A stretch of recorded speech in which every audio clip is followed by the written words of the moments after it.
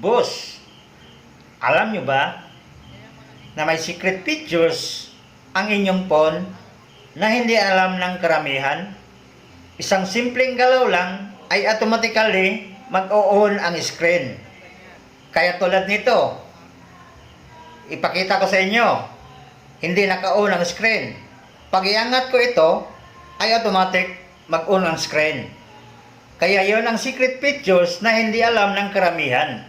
Kaya gumawa ako ng video para malaman ng lahat ang secret features ng lahat na Android phone na mayroon na nito ngayon. At wala na siyang pindot, walang hassle, rest to wake features. Tulad ng ganyan, naka-off. Pag inangat, ay automatic on screen.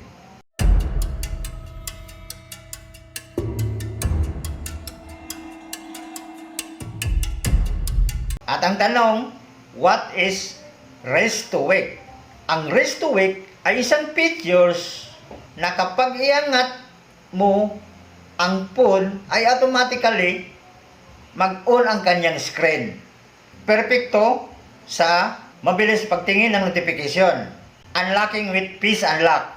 Mas seamless daily use.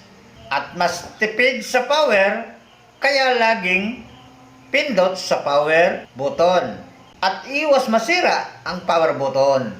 So ngayon ituturo ko sa inyo at saan nyo makita at paano nyo i-turn on ang rest to wake features. So start na tayo paano i-set up ang rest to wake. Itap natin ang settings.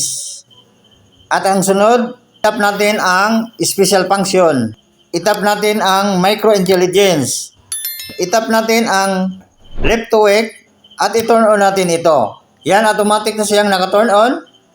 Pag hindi pa naka-turn on sa inyo, ay kailangan nyo i-turn on.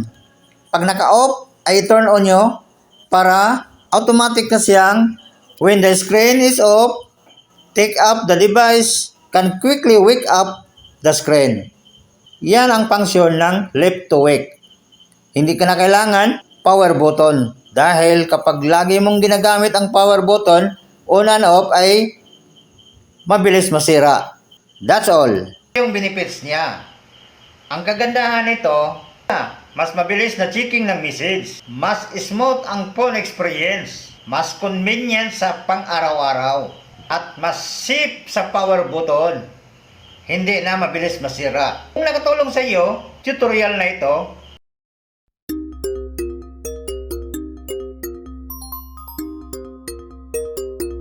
boss, like and share and follow sa iba pang mabilis na useful tech tips.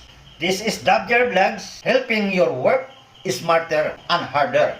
God bless you always.